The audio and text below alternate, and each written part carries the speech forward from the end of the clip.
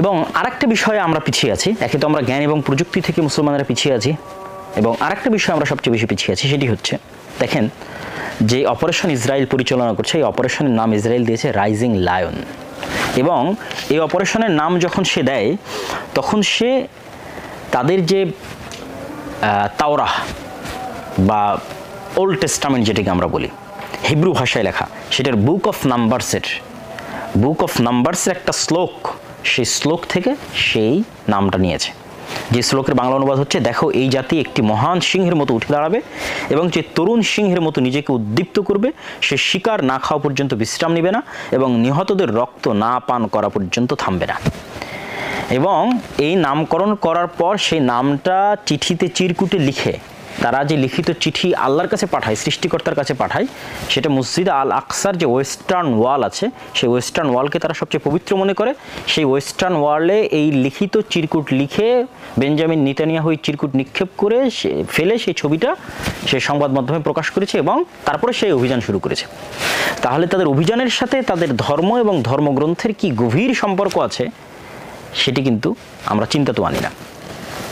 ঠিক গাজার বিরুদ্ধে যে অভিযানটা তারা পরিচালনা করেছিল, গাজার বিরুদ্ধে অভিযানও তারা যে নাম রেখেছিল গাজার বিরুদ্ধে অভিযান পরিচালনায় আমালেক, সেটিও 2023 সালের 28 অক্টোবর এক বিবৃতিতে নেতানিয়াহু বাইবেলের বুক অফ ডিউটেরনমি সেখান থেকে উদ্ধৃত করে আমালেক, যেটা আমরা ওই যে আমালেকা গোত্রের বিরুদ্ধে মুসা আলাইহিস সালাতু ওয়াস সালাম বা ইউশা বিন নূনের যে যুদ্ধের বর্ণনা আল্লাহ সুবহানাহু ওয়া তাআলা কোরআনে উল্লেখ করেছেন, সেই যুদ্ধের স্মৃতিচারণে তারা কল্পনা করতেছে যে হামাস বা গাজাকে তারা সম্পূর্ণরূপে নির্মূল করে দিবে, ঠিক যেভাবে আমালেকাদের ওই সময় ইউশা বিন নূন এবং মুসা আলাইহিস সালাতু ওয়াস সালাম বনু ইসরাইল যেভাবে নির্মূল করেছিল।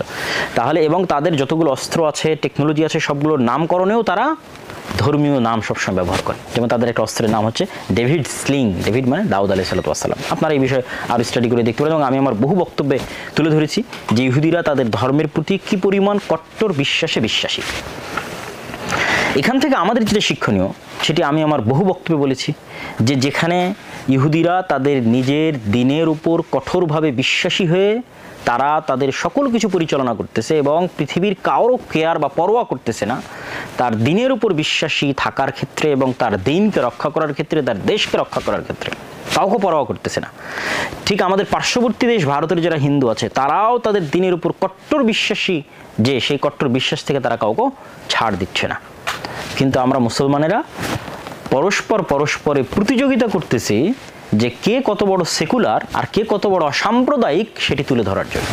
এই সমস্ত অসাম্প্রদায়িকতা আর সেকুলারদের পৃথিবীতে কারো কাছে দাম নাই, তারা শুধু গোলাম এবং দালাল হিসেবে পৃথিবীতে বসবাস করতে পারে।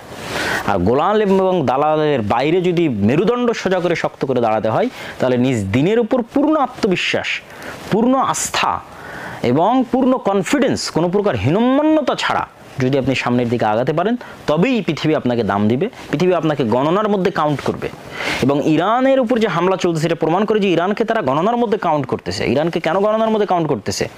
ইরানের নিজস্ব ওয়ার্ল্ড অর্ডার আছে, ইরানের নিজস্ব থিওরি আছে, যদিও সেটা শিয়া ধর্মীয় রাজনীতি কেন্দ্রিক, যেটাও মধ্যপ্রাচ্যের সুন্নি রাষ্ট্রগুলোর জন্য থ্রেট, কিন্তু তারপরেও সে তার নিজস্ব আদর্শে অটল এবং অটুট।